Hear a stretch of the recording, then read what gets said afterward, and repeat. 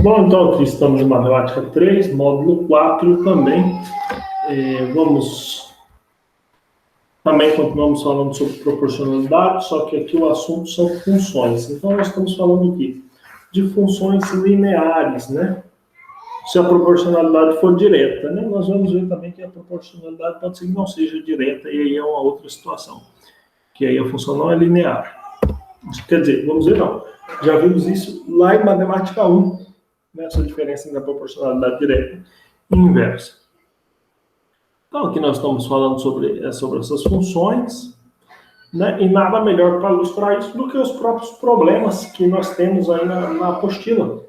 Então, se localize na apostila no assunto proporcionalidade e funções afins, módulo 4. Vamos direto lá para a primeira pergunta, que é uma pergunta da atividades em sala. É uma pergunta do Enem, na verdade. Primeiro tem um texto falando sobre resistência e dimensões do condutor, do fio, e depois a pergunta do Enem, né, após uma figura. Eu vou ler tudo para vocês. A resistência elétrica e as dimensões do condutor. A relação da resistência elétrica com as dimensões do condutor foi estudada por um grupo de cientistas por meio de vários experimentos de eletricidade. Eles verificaram que existe proporcionalidade entre a resistência e o comprimento, dada a mesma seção transversal A, resistência e a área da seção, dado o mesmo comprimento, comprimento e área da seção, dado a mesma resistência. Então, nós temos a figura aqui, ó. Olha que figura aqui. Nós temos um fio cujo comprimento dele é L.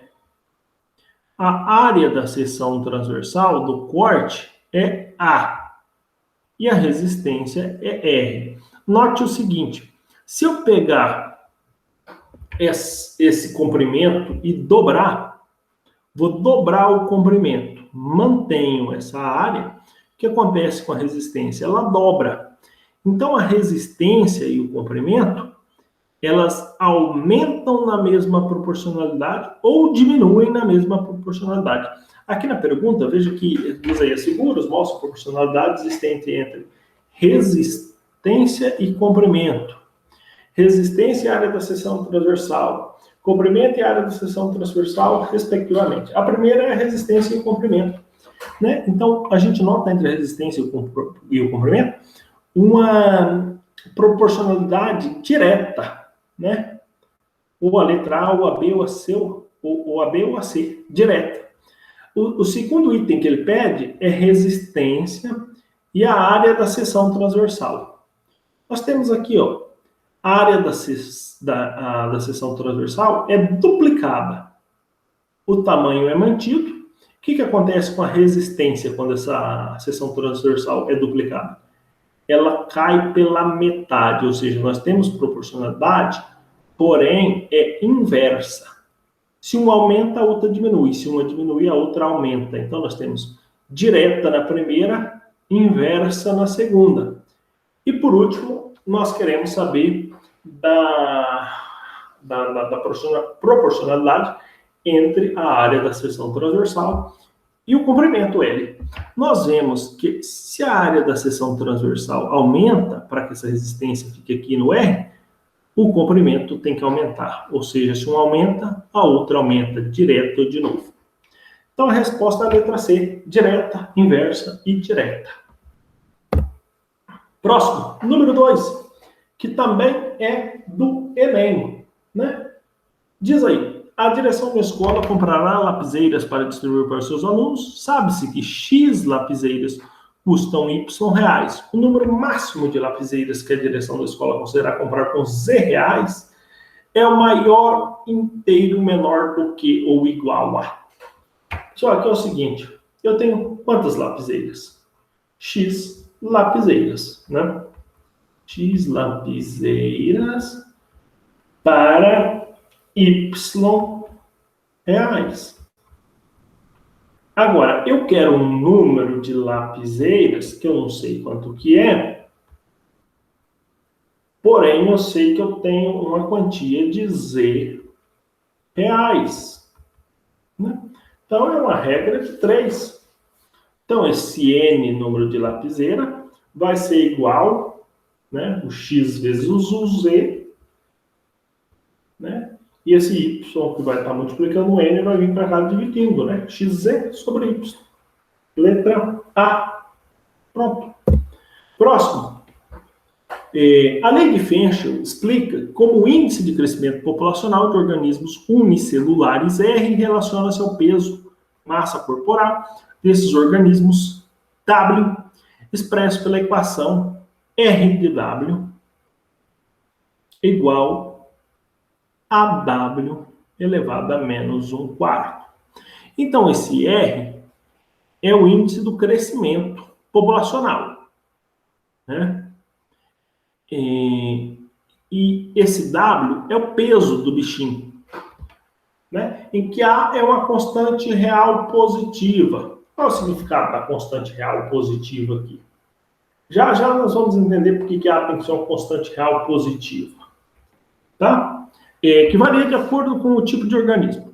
Então, suponha que nós tenhamos dois tipos de organismos, P e Q, unicelulares, distintos, com massas corporais Pzinho e Qzinho, respectivamente. De modo que 0 é menor do que Pzinho, menor do que Qzinho. Né? Então, essa daqui é uma informação interessantíssima que nós vamos anotar aqui. Nesse caso, o índice de crescimento populacional de P comparado com o índice Q, de acordo com a lei de Fenchel, satisfaz a relação. Esse índice é o R. Qual dessas relações é verdadeira? Vamos analisar, já que ele colocou A sobre raiz quarta de P, eu vou reescrever isso aqui para ficar parecido com aquilo. Eu posso reescrever assim. A primeira coisa, que esse W elevado a um expoente negativo, ele pode vir para a parte de baixo da fração e ficar elevado a um expoente positivo. Né? Posso ainda fazer o seguinte. Essa fração aqui, transformar isso aqui numa raiz. Raiz de W. Que raiz? Aqui a regra é o seguinte, quem está no Sol vai para a sombra e quem está na sombra vai para o Sol. Então, a raiz quarta de W. Então, R de W é isso aqui. E aí eu tenho duas situações em que o meu W é Pzinho e que o meu W é Qzinho. Né? Então, eu tenho o R de P e o R de Q. O R de P é A sobre raiz quarta de P. E o R de Q é A sobre raiz quarta de Q. Né? Então, se você olhar para o R de P e o R de Q, eles estão aqui em todas as alternativas, né? Em todas não. Não estão na D, nem na E. Né? A D e a E não aparece a raiz, então já podíamos eliminar. Quem está parecido com o P e o Q são essas três primeiras, né? A sobre raiz quarta de P, né? As três primeiras aqui, é as que nós temos que analisar com mais cuidado. Essas últimas aqui não parecem tão muito diferentes, né? Vamos dizer assim. A sobre P elevado a 4, né? Não tem muito a ver com essas formas. Vamos analisar essas três primeiras. A diferença de uma para outra é que uma é menor, a outra é maior e a outra é igual. Porém, a informação está aqui, ó, que P é menor que Q e que ambos são positivos. Eu vou pegar um número. Eu poderia analisar com P e Q genérico, mas eu vou pegar um número para a gente entender. Primeiro, ele disse que o A é uma constante real positiva. Eu vou assumir, só para exemplo, exemplificação com número. Eu vou assumir que o A vale 100. Tá? Para os dois. Segundo, o P e o Q tem que serem maiores que zero. E o P é menor que o Q. Como eu tenho que calcular a raiz quarta, eu vou pegar valores de P e Q que sejam fáceis de calcular a raiz quarta. Eu posso pegar um P igual a 16, que a raiz quarta de 16 é fácil de calcular, dá 2. E eu posso pegar um Q igual a 81, cuja raiz quarta é fácil de calcular, dá 3. Qual que é a graça? O P é menor do que o Q, exatamente igual aqui, ó, né? Esse P e esse Q satisfaz essa condição. 0 é menor que 16, que é menor que 81, certo? O A satisfaz a condição, né, que tem que ser uma constante real e positiva. Agora vamos comparar então o seguinte, essa fórmula aqui com esses valores. O R de P, então, vai ser 100 dividido por raiz quarta de 16. Né? Porque o P é 16. Raiz quarta de 16, eu acabei de dizer para vocês que dá 2. Eu escolhi a dedo esse 16 para dar 2, 100 dividido por 2 dá 50. E aqui vamos fazer para o R de Q. O R de Q é o mesmo lá. A raiz quarta agora é de 81. Né? Eu escolhi o 81 a dedo, satisfazendo essa equação, sendo maior que P. Então, vou ter 100 sobre raiz quarta de 81 é 3. E 100 dividido por 3 dá 33,3 reticências. Né? Então, uma pergunta para vocês. O P é menor que o Q, igual tinha que ser. E o R de P é maior ou menor que o R de Q? Para esse exemplo, o R de P é 50 e o R de Q é 33. Quem é maior? O 50, o R de P. Então, o R de P, que é esse aqui que aparece o P, é maior que o R de Q. Ou seja, a letra B aqui, onde aparece o sinal de maior, letra B. Eu fiz isso usando números. O professor poderia não ter colocado números? Poderia. Porque eu poderia ter analisado com isso aqui, ó, com essas duas equações. Eu poderia dizer assim, como P sempre será menor que o Q, o estrago que esse denominador faz na fração inteira sempre é menor do que o estrago que o Q faz. Porque a gente sabe que o valor do denominador causa um estrago na fração toda. Né? Quanto maior o denominador, menor a fração toda. Como P sempre é menor que o Q, então essa fração toda sempre é maior que essa outra aqui. Ou, se ficar muito abstrato, pego alguns números satisfazendo todas as condições e verei de forma mais simples que o R de P é maior que o R de Q, conforme a letra P. Dito isso, vamos para o próximo. Exercício 4. Uma indústria automobilística está testando um novo modelo de carro. 50 litros de combustível são colocados no tanque desse carro, que é dirigido uma pista de testes até que todo o combustível tenha sido consumido. O segmento de reta no gráfico mostra o resultado desse teste, no qual a quantidade de combustível no tanque é indicada no eixo Y, vertical, e a distância percorrida pelo automóvel é indicada no eixo X. Então, aqui no eixo Y eu tenho combustível e no eixo X a distância percorrida. Então, antes do carro sair do lugar, eu tenho 50 litros de combustível. Quando o carro atingir 500 quilômetros, o tanque estará vazio, né? Estará na altura zero. A expressão algébrica que relaciona a quantidade de combustível no tanque e a distância percorrida pelo automóvel é... Pessoal, dá para ver que é uma reta ali, decrescente. Então, eu sei que eu tenho uma função afim do tipo f de x igual a x mais b. Isso aqui também pode ser escrito como y igual a x mais b, tá? Y e f de x é a mesma criança, tá? Eu sei que o a é negativo, porque essa reta é decrescente, então já reduziria meu problema às letras b e c, né? Eu sei que o a é negativo.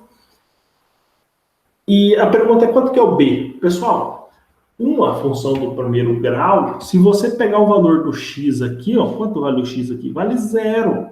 Se você atribuir x igual a zero, sobra o que aqui? Sobra apenas o b, vai ficar f de x igual a b. Então, o valor b da função sempre é o valor que essa reta corta o eixo x. Então, b é igual a 50. E aí, se você olhar, só tem duas alternativas em que b é 50. Uma delas eu já tinha excluído pelo esquema do a ser negativo. Você já teria resolvido aí, dito que é a letra b. Mas eu posso achar o valor do a exato, né? Também. Por quê? Porque se você pegar esse segundo ponto aqui, ele está dizendo, olha, quando x é 500, a altura é zero.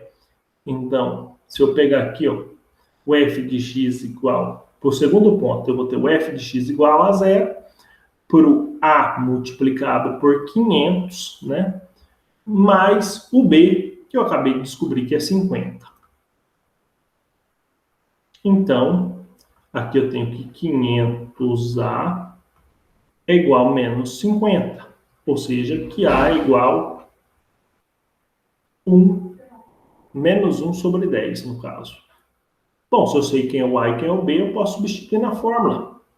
Então, eu tenho que f de x é igual a menos 1 sobre 10 vezes x, ou menos x sobre 10, mais o b, que é 50. Isso aqui é exatamente igual à letra B. Próximo, o 5. Bem, o Índice de Desenvolvimento Humano mede a qualidade de vida dos países além dos indicadores econômicos. O IDH do Brasil tem crescido ano a ano e atingiu os seguintes patamares: 0,600 em 1990, 0,665 em 2000 e 0,715 em 2010. Quanto mais perto de 1, maior é o desenvolvimento do país. Analise as afirmações sobre esse IDH ao longo desse período. Pergunta: conforme eu caminho para 2010, o IDH aumenta ou diminui? Né? Beira 0,600, depois 665, depois 715. Posso afirmar que ele aumenta. Né? E se ele aumenta, eu posso excluir as letras A e B daqui, né? A letra D e E falam em proporção, direta ou inversa. Vamos ver se tem proporção. Aqui, ó, de 90 a 2000, quantos pontos ele aumentou? 665 para 600 dá 0,065, né? Subtraído o seu. E de 2010 para 2000, dá 0,0, né? 15 dá 0, 1 menos 6 dá 5, 0,050. Então, a gente vê que, nesse primeiro período de tempo, ele tem essa taxa de crescimento e nesse segundo tem outra taxa de crescimento. A gente vê, então, aí que não há proporcionalidade, né? Ele não cresce na mesma proporção. Não é que ele cresceu com 65 pontos, aqui só 50, né? Então, não tem proporcionalidade nem direta e muito menos inversa.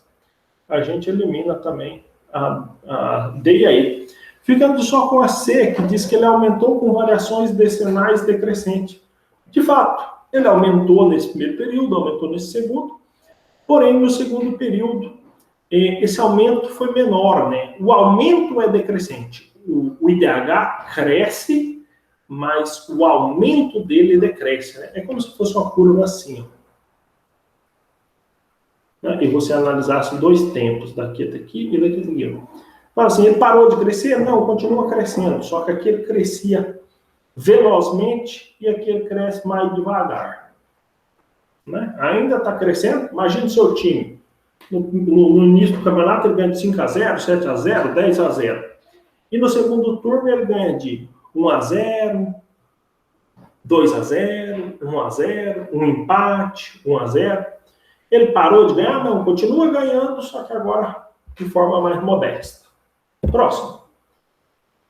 Carlos é vendedor em uma pequena empresa comercial, seu salário mensal é a soma de uma parte fixa com a parte variável. Soma de uma parte fixa com a parte variável, eu sei que o salário dele é Y e é dado pela forma AX mais B, função afim ou função do primeiro grau. Tem uma parte fixa, que é esse B, e uma parte variável, que é esse AX. E ele diz mais, que a parte variável corresponde a dois valores das vendas. Então, eu sei que X são as vendas. Então, eu tenho X vendas e Y salarinho. Né? X é vendas, Y salário. Né? E como ele disse 2%, 2% vocês sabem que é 0,02. Né? Ele diz assim, no mês de abril, as vendas de Carlos totalizaram 9.450. Então, teve um mês que ele vendeu 9.450 e ele recebeu um salário de 1.179. Em outro mês, ele recebeu um salário de 1.215. E quanto foi a venda? Não falou, né? No mês de maio, não sei quanto ele vendeu. Na verdade, a pergunta é justamente isso: qual foi essas vendas do mês de maio? Bom, eu tenho alguns dados, podem me ajudar. Eu sei, então, que o salário dele é AX, o A, esse crescimento variável é 0,02, mais um valor fixo que o problema não me informou, mas eu posso achar, se eu pegar essa informação aqui, eu consigo achar. Porque essa informação, eu posso substituir nessa fórmula, né? Eu posso dizer assim, olha, teve um mês em que o Y foi 1.179 e o X, né, o 0,02 permanece, o X foi 9.450. E a única coisa que eu desconheço nesse momento é o B. Então, aqui eu vou ter 1.179 igual, quanto é que dá 0,02 vezes 9.450? Se fosse 2 vezes, né, ia dobrar. Né? Então, pensa assim, 0,02 vezes 9.450. Dá 189. 189 mais B. Portanto, o B é 1.179 menos 189. O B é 1.179 menos 189. O B é 990. Olha que legal. Quando eu descobri que o B é 990, eu pego essa primeira informação aqui, ó, eu vou ter então que a minha fórmula é y igual 0,02x mais 990. Essa é a minha função. Bom, e com a minha função em mão, eu consigo descobrir o valor do x aqui para maio. Por quê? Porque eu tenho que o y em maio é 1.215, o x eu não sei, porém eu sei o b. De novo, tem uma equação que a única incógnita é o x. Então, o x é igual a 1.215 menos 990, né? 1.215 menos 990, que dá 225, dividido por 0,02. Dá 11.250. Quem que era o X desde o início aqui? O XM, né, vamos dizer, eram as vendas dele em maio, que é justamente a pergunta. Então, 11.250 está onde aqui? A letra B diz que ele vendeu entre 11.220 e 11.260. Então, é a letra B. Porque a letra C já diria a partir de 260, né? A letra B. Bom, aí chegamos nas propostas, aí fica para a próxima aula. Então, o que ficou feito aqui com a nossa querida Poliana? Matemática 1, 2 e 3, módulo 4. Todos os exercícios para a sala. Os propostos ficam para a próxima aula. Por hoje é só.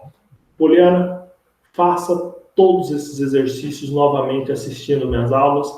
Me mande suas dúvidas pelo WhatsApp. E mande também fotos dos exercícios feitos. Quero ter certeza que você fez isso. Bye!